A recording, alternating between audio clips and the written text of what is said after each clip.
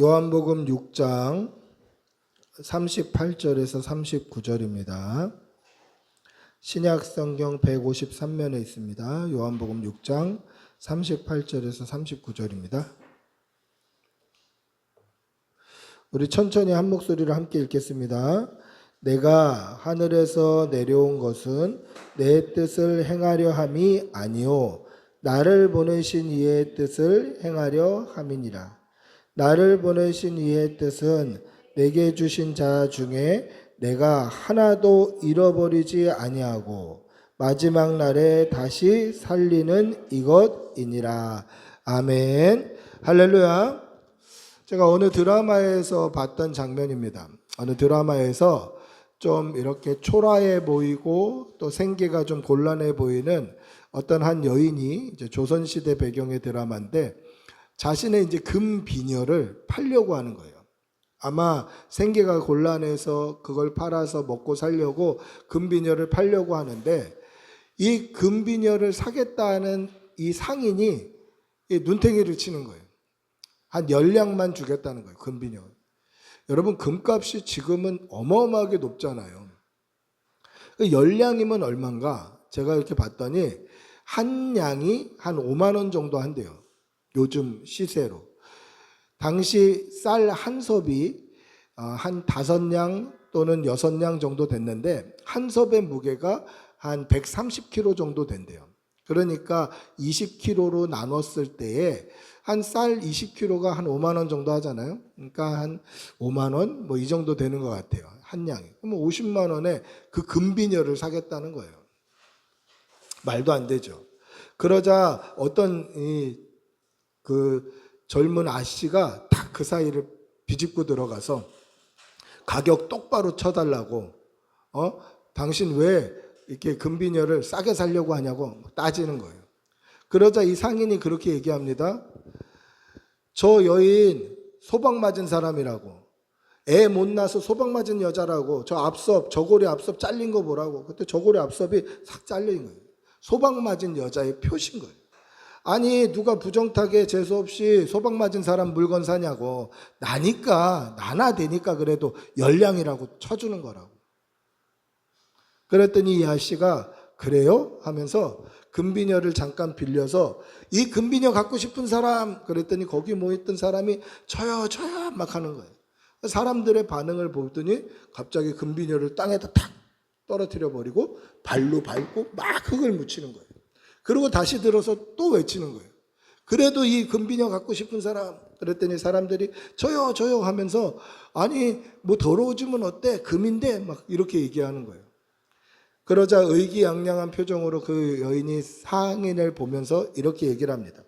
보셨죠? 이 금비녀에게 무슨 짓을 해도 금비녀의 가치는 떨어지지 않는 겁니다.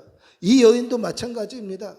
그러니 다른 사람하고 차별하지 말고 눈탱이 칠 생각하지 말고 소방 맞은 여인이든 아니든 금비녀의 가치는 변함이 없으니 제값 제대로 쳐주십시오. 그래서 35냥의 금비녀를 그 상인이 사줘요. 이 장면을 보면서 무슨 생각이 들었냐면 그래, 금비녀의 가치는 떨어지지 않지. 주인이 소박을 맞았던 벼락을 맞았던 금비녀의 흙이 묻었던 구겨져 있던 그 금비녀의 가치는 금이기 때문에 이것은 변하지 않는 거예요. 여러분, 하나님께서 저와 여러분을 사랑하십니다. 할렐루야. 이 사실을 믿으시기 바랍니다. 하나님이 우리를 사랑하셔요. 근데 하나님이 우리를 사랑하시는 그 사랑의 가치는 우리가 어떤 사람이라도 변함없이 사랑하시는 거예요. 우리가 흙이 묻었던 죄인이든 우리가 어떤 사람이든 상관없이 하나님은 우리를 끝까지 사랑하시는 분이세요. 이 사실을 믿으시기 바랍니다. 얼마나 사랑하시냐면 우리가 착하고 우리가 깨끗해서 사랑하시는 것이 아니라 우리가 요즘에 새벽마다 묵상하는 로마서에 보시면 우리가 아직 죄인 되었을 때에 우리가 죄인이었을 때부터 하나님은 사랑하셔요. 그래서 독생자를 아낌없이 보내주실 만큼 우리를 사랑하신단 말이에요. 여러분, 하나님의 이 사랑, 이 변함없는 사랑이 오늘도 우리에게 흘러가고 집중되어 있음을 분명히 기억하시고 이 사랑이 얼마나 큰지 오늘 말씀을 통해서 은혜 받고 또 도전받는 귀한 시간이 되시기를 축복하고 기도합니다. 할렐루야. 하나님께서 우리를 사랑하신 이유, 우리를 창조하신 이유가 무엇일까? 왜 우리를 만드시고 또 우리를 사랑하실까? 우리를 창조하신 이유는 크게 두 가지로 볼 수 있습니다. 첫째는 하나님께서 우리의 입을 통해서 찬송을 받고자 하나님은 우리를 지으셨어요.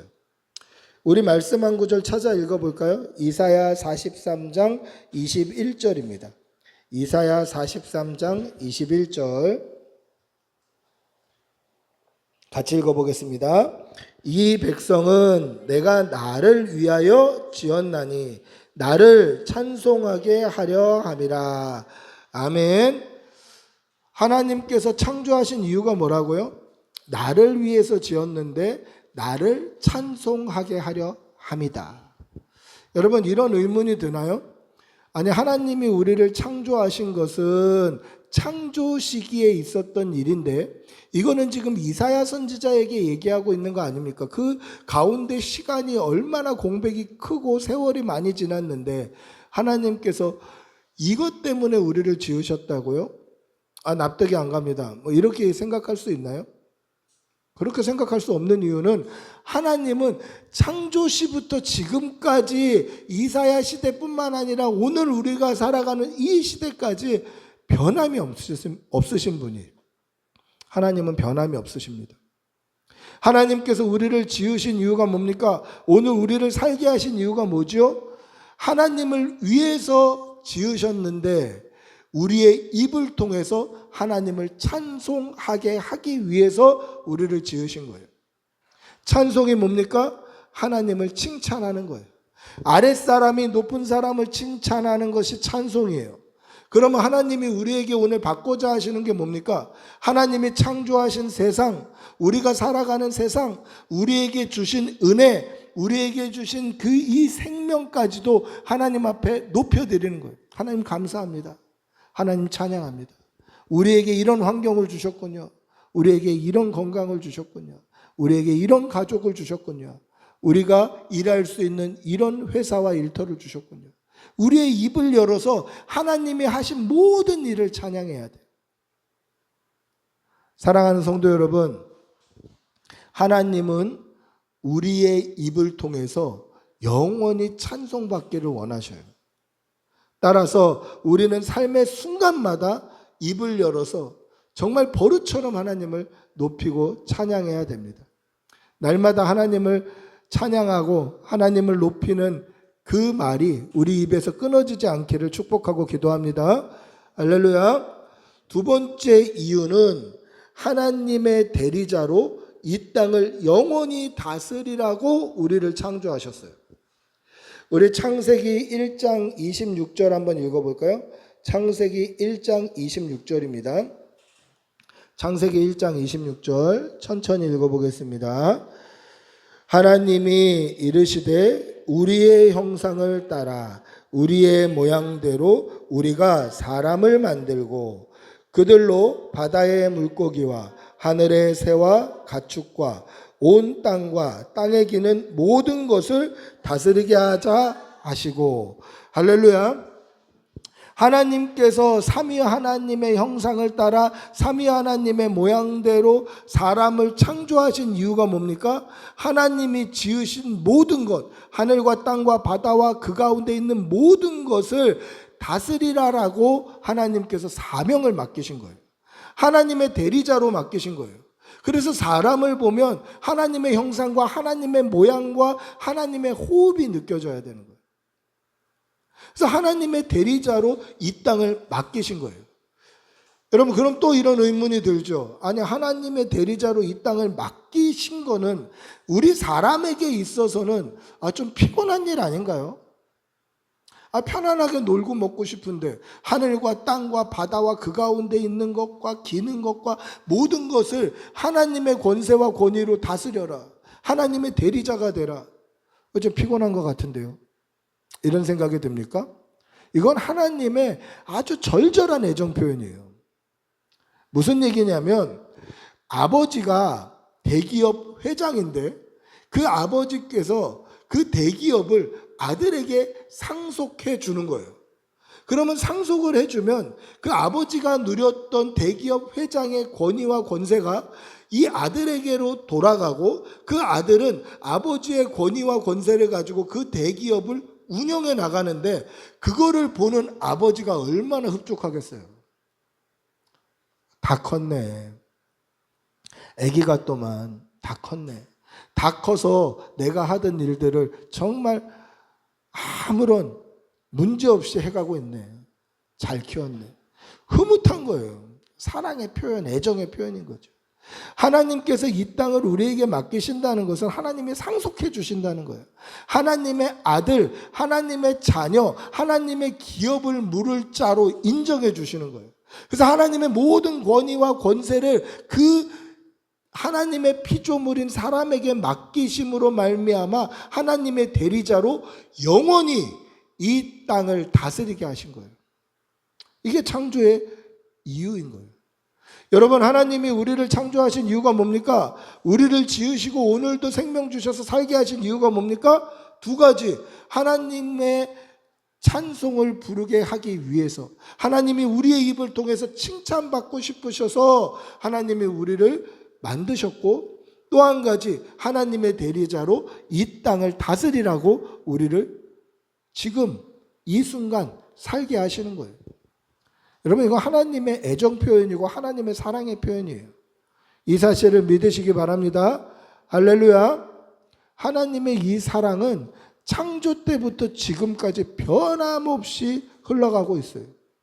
그런데 하나님은 이것을 우리가 사는 동안에 길면 100년, 짧으면 7, 80년 이 정도만 찬송받고 싶으신 것이 아니라 영원히 찬송받고 싶어 하셔요.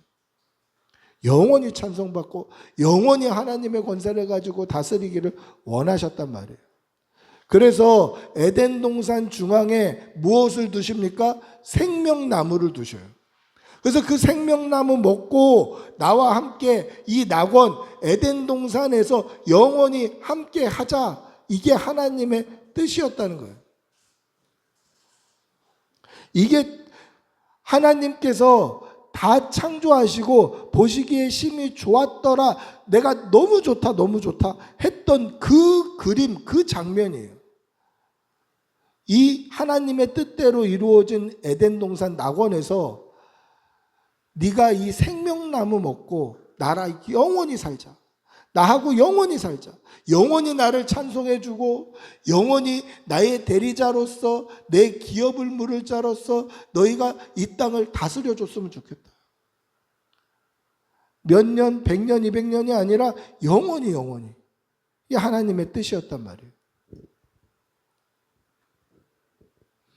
그런데 생명나무를 먹지 않고 생명나무 옆에 있는 선악을 알게 하는 나무의 실과를 먹어요. 불순종의 죄가 들어옵니다. 저는 대학생 때 그 고민에 굉장히 오랫동안 빠져 있었던 적이 있어요. 하나님께서 왜 선악을 알게 하는 나무를 생명나무 옆에 두셨을까? 선악을 알게 하는 나무를 아예 만들지 않으셨으면 죄를 짓지 않았을 텐데 왜 생명나무 옆에 선악을 알게 하는 나무를 심어 두셨을까? 그 고민들을 하고 있던 찰나에 제가 EBS에서 어떤 다큐멘터리를 봤는데 여러분들에게 이 이야기는 한번 했던 적이 있습니다. 이 우연히 틀다가 EBS 교육방송 같은 거는 우연히 틀다가 걸려야 되는 거예요. 옛날에 이렇게 돌리는 시절에 우연히 틀다가 EBS를 딱 보게 됐는데 거기 한 5살 정도 되는 두 반을 이렇게 두고 실험을 하는데 한 모듬에는 그냥 유리병, 큰 유리병에 들어있는 쿠키 유리병을 2개를 그 모듬 교실 가운데다 그냥 놔뒀어요. 아무 설명 없이. 그리고 또 한 모듬에도 똑같이 유리병이 이제 쿠키가 들어있는 큰 유리병을 2개를 놓으면서 두 번째 모듬에는 그 중에 하나를 가리키면서 이거 절대 먹지 마라고 집중을 시켰어요. 그런데 아무 설명이 없이 그냥 아이들 교실 가운데 이 안이 투명하게 보이는 쿠키병을 그냥 놓은 그 첫 번째 모둠은 시간이 지나고 나서 가서 보니까 애들이 거의 쿠키를 안 먹었어요. 손을 안 댔어요. 그런데 이 두 번째 두 병 중에 한 병에다가 이거 절대 먹지 마라고 집중시켰던 그 반은 먹지 말라고 한 거는 안 건드리고 먹지 말라고 했던 거 옆에 있는 거를 싹 먹은 거예요, 애들이. 비슷한 연령의 두 반인데 한 반은 아무 말도 안 하니까 거의 안 먹었는데 한 반은 두 개 중에 하나 먹지 마 했더니 다 먹은 거예요. 제가 그 다큐멘터리를 대학생 때 보면서 이래서 생명나무 옆에 선악을 알게 하는 나무를 두셨구나라고 어느 정도 납득이 된 거예요. 하나님이 두신 이유가 어느 정도 생각이 된 거예요. 그래서 이건 제 이론이에요. 생명나무 옆에 선악을 알게 하는 나무를 두신 이유는 생명나무 따먹으라고 두신 것이다라는 게 이제 제 이론인데 이게 저만 주장하면 안 되잖아요. 그래서 이 말씀을 준비하면서 제가 AI에게 물어봤어요.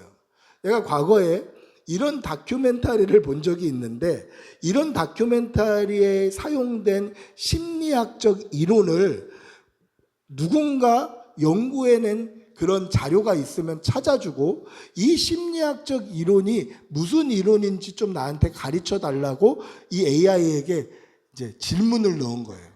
근데 AI가 거의 논문 수준의 쫙 답을 주는데 이 이론이 뭐냐면 선택 집중 효과라는 이론이에요. 선택과 집중이 아니에요. 선택 집중 효과. 이게 뭐냐면 많은 것들을 쭉 나열해 놓고 그 중에 하나를 금지하면 예를 들어서 10명의 쭉 사람들을 놓고 그 중에 한 명에게 집중을 시키면서 부정적인 의견 이거를 절대 선택하지 마. 얘는 진짜 안 되는 애야 라고 집중을 시키면 사람들의 심리 선택 집중 이론이 뭐냐면 금지한 것 바로 옆에 있는 것을 고른대요. 이게 선택 집중 효과래요.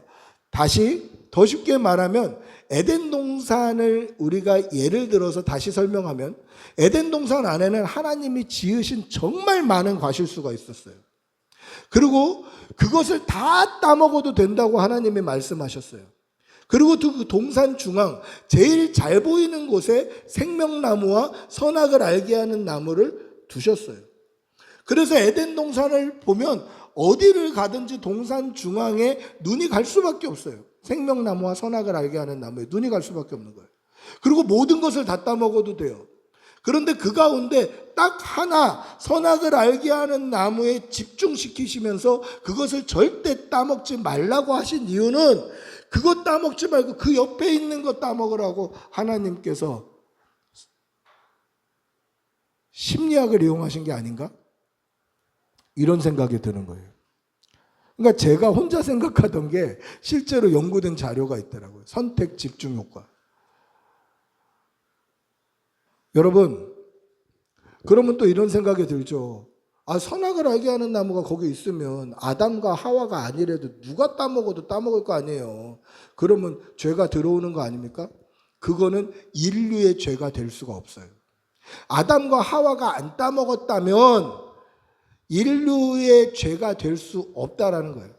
당시에는 인류라고 해봤자 아담과 하와밖에 없으니 이 둘이 불순종의 죄를 지으면 그 이후에 모든 인류는 불순종의 죄가 이어져 내려오는 원죄를 가지고 살 수밖에 없는데 그 외에 다른 사람이 누군가 따먹었으면 그 사람만 죄인이 되는 거예요. 예를 들어서 가인은 인류 최초의 살인자예요. 근데 가인의 그 살인죄를 오늘도 우리에게 원죄로 물을 수 있나요? 그렇지 않아요. 인류의 대표성을 가지고 있지 않기 때문에. 여러분, 하나님은 생명나무를 따먹고 거기서 영생하자고 우리에게 말씀하신 거예요. 심히 좋았더라라는 것은 여기에 나를 찬양해 줄, 나를 칭찬해 줄 내 형상과 내 모양을 닮은 사람이 있고 그 사람이 내가 지은 이 창조 세계를 다 다스릴 그 흐뭇한 흡족한 광경을 보시면서 심히 좋았다라고 하신 거예요. 근데 아담이 선악을 알게 하는 나무의 실과를 따먹음으로 말미암아 하나님이 참 좋았던 그 세상이 하나님의 뜻과 완전히 반대로 가버리는 거예요. 그래서 결국은 죄의 삭스로 뭐가 들어옵니까? 사망이 들어오는 거예요. 하나님의 심판이 들어오는 거예요. 그 전에는 과실수가 아무 노력 안 해도 열매를 맺었는데 이제는 노력해야 돼요. 땅의 기운이 잡초를 내고 가시덤불을 내기 시작해요. 노력해야 되는 거예요. 고통스러운 거죠. 하나님의 본래의 창조 목적과 달라졌어요. 그러나 하나님의 뜻은 변하지 않았습니다. 하나님의 뜻은 영원히 변하지 아니에요. 오늘 우리가 읽었던 본문 한번 다시 읽어볼까요? 요한복음 6장 38절에서 39절입니다. 요한복음 6장 38절에서 39절 같이 읽어보겠습니다. 내가 하늘에서 내려온 것은 내 뜻을 행하려 함이 아니요 나를 보내신 이의 뜻을 행하려 함이라. 나를 보내신 이의 뜻은 내게 주신 자 중에 내가 하나도 잃어버리지 아니하고 마지막 날에 다시 살리는 이것이니라. 할렐루야. 자, 예수님께서 누구의 뜻을 말씀하십니까? 아버지의 뜻을 말씀하시죠. 제가 아버지의 뜻이 뭐라고 말씀드렸습니까? 하나님이 만드신 낙원에서 영원히 살면서 하나님을 찬송하고 하나님의 대리자로 다스리는 게 아버지의 뜻이에요. 근데 예수님께서 지금 아버지의 뜻을 말씀하시는데 그 뜻이 뭡니까? 나를 보내신 이의 뜻은 내게 주신 자 중에 내가 하나도 잃어버리지 아니하고 마지막 날에 다시 살리는 이것이니라. 아버지의 뜻이 뭡니까? 예수님께 주어진 사람, 믿음으로 말미암아 예수님을 따르는 믿음의 백성들, 믿음으로 말미암아 예수 그리스도의 보혈에 의지하여서 죄 씻음을 받은 자들, 그들을 예수님이 하나도 잃어버리지 아니하고 마지막 날, 그 마지막 날이 언제입니까? 우리가 육신의 사망을 당한 그때에 하나님의 심판대 앞에 서는 그때에 다시 살리는 것이다. 영원한 생명으로, 영생으로 다시 살리는 거예요. 그러면 예수님이 누구입니까? 생명나무예요, 생명나무. 다시 한번 생명나무 먹을 기회를 주시는 거예요. 그 생명나무이신 예수 그리스도를 믿음으로 통과하면 그 생명나무 되시는 예수님께서 내게 온 자 중에 예수님이 내가 하나도 잃어버리지 아니하고, 즉 믿는 사람들은 예수님이 하나도 잃어버리지 않는다는 거예요.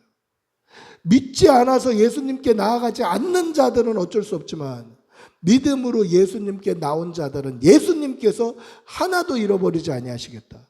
지켜주신다는 거예요. 그렇게 지키셔서 마지막 날에 우리가 이 땅에서 내 생명이 끊어지는 그날, 생명이 끊어지면 끝이 아니라 심판대 앞에 서게 되는데 그 마지막 심판대 앞에 섰을 그때에 다시 살리는 것이라. 영생을 얻게 하는 것이라. 이게 아버지 하나님의 뜻이에요. 하나님의 뜻이 변했나요? 변하지 않았다라는 것이죠. 우리를 사랑하시는 하나님의 사랑이 변했나요? 변하지 않았습니다. 하나님의 뜻과 하나님의 사랑, 우리를 향하신 그 크시고 놀라우신 사랑은 변함이 없다라는 거예요. 여러분, 이 사실을 분명히 믿으시기 바랍니다. 하나님이 우리를 사랑하시는 그 사랑은 변하지 않았습니다. 태초부터 오늘까지 동일한 사랑이 이어져 내려오고 있어요. 그래서 우리는 입에 발린 소리로 그런 말 많이 하죠. 기도할 때도 그런 말 많이 합니다. 하나님께서 우리를 태초부터 사랑해 주셨다고. 하나님께서 우리의 생명이 조성되기 전, 우리의 세포가 조성되기 전 성경에도 그렇게 나오잖아요. 그래서 우리는 성경에 나오기 때문에, 많이 들었기 때문에 그냥 입에 발린 소리대로 그렇게 얘기해요. 하나님은 태초부터 우리를 사랑하셨노라고. 하나님은 태초부터 우리의 생명과 형질이 조성되기 전부터 우리를 사랑했노라고 성경에 기록되어 있으니까 내가 동의하지 않아도 입으로 그렇게 고백한단 말이죠. 근데 입에 발린 소리가 아니라 하나님은 창조 때부터 지금까지 그 사랑의 변함이 없고 창조 때부터 지금까지 우리를 향하신 마음에 변함이 없다는 거예요. 그 사랑과 마음, 하나님의 뜻이 뭡니까? 우리와 영원히 함께하고 싶으신 것, 우리의 찬양을 받고 싶으신 것, 우리를 하나님의 대리자로 이 땅에서 살아가게 하고 싶으신 그 사랑이 변하지 않았다는 거예요. 여러분, 하나님을 끝까지 사랑하는 성도들이 되시기를 바랍니다. 하나님께서 태초부터 지금까지 동일하게 변함없이 우리를 사랑하시고 우리를 관심 갖고 보고 계신다면 우리 역시 우리 생명이 끝날 때까지 하나님을 사랑해야 됩니다. 날마다 하나님의 사랑에 응답하는 성도들이 되시기를 축복하고 기도합니다. 할렐루야. 말씀을 맺습니다. 하나님께서 우리를 창조하신 이유, 우리를 지으신 이유, 오늘도 살게 하신 이유가 무엇입니까? 우리의 입을 벌려 하나님을 높이고 찬송하게 하기 위함이고, 하나님의 대리자로 이 땅에 하나님의 이름을 높이며 살아가기를 원하기 때문입니다. 이 사실을 분명히 기억하시고 우리의 입을 벌려 하나님을 높이고 하나님의 대리자로, 하나님의 권세로, 하나님의 권위로 이 땅에서 왕처럼 살아가는 성도들이 되시기를 축복합니다. 이것이 하나님이 우리를 오늘도 살게 하시는 이유고 하나님의 애정 표현이라는 거예요. 하나님의 거룩하신 뜻이 우리 가운데 여전히 흘러감을 반드시 기억하시고, 하나님의 그 거룩하신 뜻은 태초부터 지금까지도 동일하게 변함없이 우리를 사랑하시는 사랑 표현으로 이어진다는 것을 분명히 기억하시고, 이 믿음으로 우리 생명 끝날 때까지 하나님 사랑하는 성도들이 되시기를 축복하고 기도합니다.